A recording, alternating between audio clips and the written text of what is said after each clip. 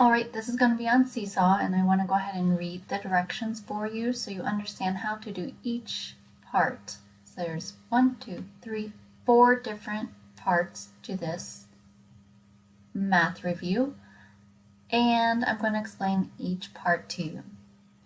So at the top on number 8 it says write the numbers and compare them. Write G for greater and L for less.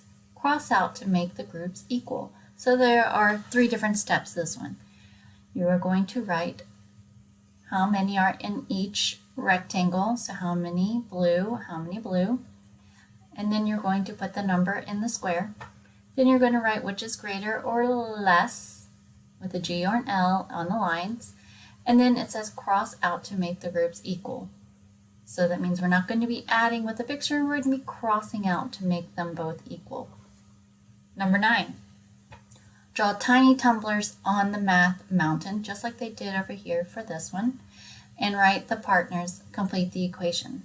And we've done this so many times, right, kindergarten? So for 10 is the total, and that's at the top of the math mountain. And you're going to count how many did they put over here. Count, put that number there. Then how many more do we need to put over here for this partner to make it equal 10?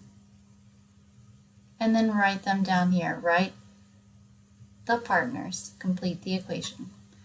Number 10, count the coins. Write the number of cents. I want you to try to remember what this tiny little coin equals. And maybe think about what the name of it is. It starts with a D. It's as many fingers as you have on both hands. And this, how many are those equal? And I think everyone remembers that those are worth So count up this coin plus this coin and this coin, and how many cents total do you have?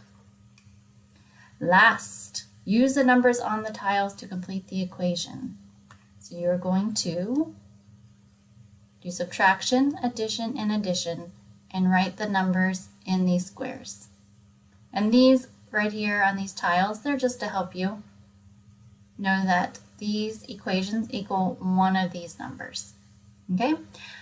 And again, this is on Seesaw, so you don't have to get in your math book. I already put it on Seesaw for you to complete using either the T tool or the writing tool. And then hit done when you are finished so I can see the completion of your math.